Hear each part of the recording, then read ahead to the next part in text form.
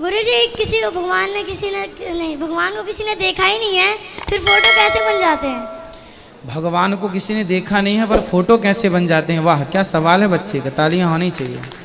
बिस्मिल्लाहिर्रहमानिर्रहीम, अस्सलाम वालेकुम दोस्तों। जैसा कि आपने वीडियो के शुरू में देखा कि मासूम से बच्चे ने पंडित से बड़ा ही अजीब व गरीब सवाल कर लिया कि जब भगवान को किसी ने देखा ही नहीं है, उसकी मूर्ति कैसे बन गई। और हिंदुइज्म की किताबों के अंदर तो क्लियर मेंशन है कि भगवान की कोई पेंटिंग नहीं है, कोई स्टैचू नहीं है, कोई शक्ल नहीं है, कुछ भी उसमें मेंशन नहीं है। तो फिर कैसे मूर्ति बन जाती है, भगवान का स्टैचू कैसे बन जाता है, ये अपने आप में एक बहुत बड़ा सवाल है। तो आइए आज हम इस पंडित का जवाब भी सुनते हैं और डॉक्टर जाकिर नाइक साहब ने इन पंडितों को किस तरीके से एक्सपोज किया है ये भी देखेंगे। बहुत ही इंटरेस्टिंग वीडियो है, बहुत ही इंफॉर्मेटिव है। तो आज की वीडियो बिना किसी देरी के शुरू करते हैं।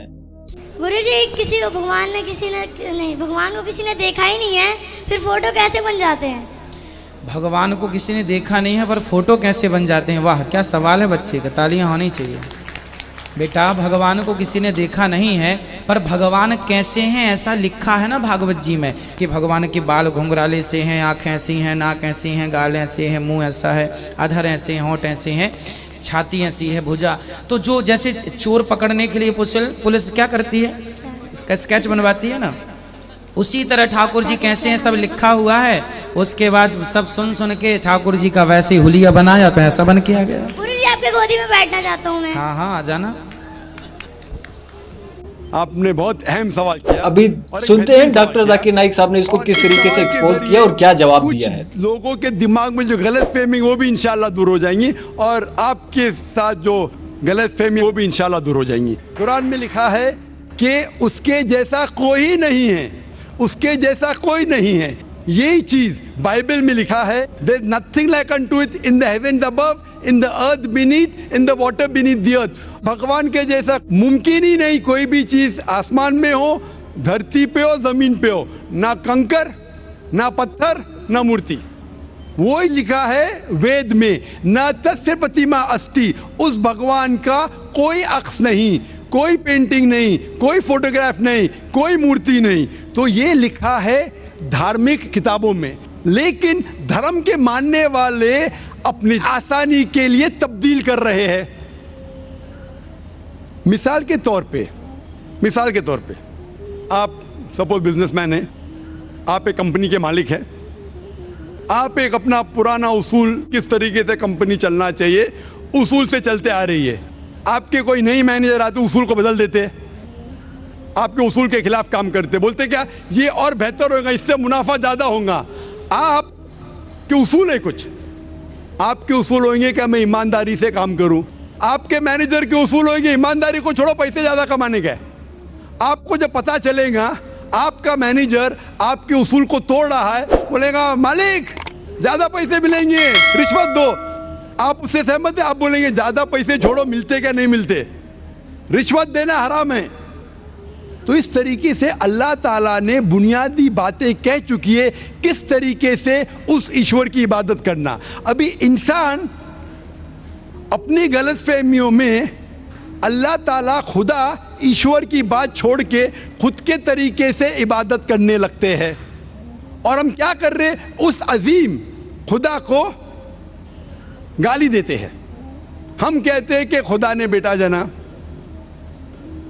अस्तगफुरुल्लाह। हम खुदा को उस मूर्ति में ले आते हैं जब लिखा हुआ है श्वेताश्वेतर उपनिषद में, यजुर्वेद में, न तस्य प्रतिमा अस्ति, उस ईश्वर की प्रतिमा नहीं है, हम मूर्ति बनाते हैं। मिसाल के तौर पे अगर मैं किसी को मदद करता हूं और अगर वो शख्स मुझे जानता नहीं जाकिर कैसा दिखता है, मिसाल के तौर पे श्रीलंका में मैं एक स्टूडेंट को मदद करता हूं, रोज 10,000 रुपये भेजता हूं। उसको पता नहीं जाकिर के साथ क्या करता है, वो कॉकरोच बनाता है, कॉकरोच, और रोज सुबह को बोलता है जाकिर शुक्रिया। जब मुझे पता चलेगा उसने मुझे कॉकरोच बनाया, क्या मुझे खुशी होगी? भले वो मुझे कुछ खाली दिल में कहता था जाकिर शुक्रिया, काफी है, शुक्रिया नहीं भी कहता था चल जाता था, लेकिन मुझे कॉकरोच बनाया, इंसान से कॉकरोच बनाया। मुझे फर्क पड़े ना पड़े, वो तो बेवकूफ बन रहा है ना, कैसा बेवकूफ इंसान है। मुझे भले फर्क ना पड़ा, मैं दयालु, जान देना मुझे कॉकरोच में क्या फर्क पड़ा, मैं बोलूँगा क्या बेवकूफ इंसान है। क्या बेवकूफ़ इंसान है कि कॉकरोच के सामने झुक रहा है। तो इसी तरीके से खुदा ने हर मजहबी किताब में दिखाया हुआ है किस तरीके से उसकी इबादत करें, किस तरीके से उसकी बात माने। हम आते हैं और अपने तरीके से सोचने लगते हैं एनर्जी इज गॉड। कहाँ नहीं लिखा एनर्जी इज गॉड? आपने बिल्कुल आपके सवाल का जवाब खुद आपने दिया। आपने एक मिसाल दी कि हिंदू लोग कहते हैं नमस्ते। नमस्ते का लफ्ज किधर से आता है आपको शायद पता होगा। नमस्ते आता है इदम नममे से।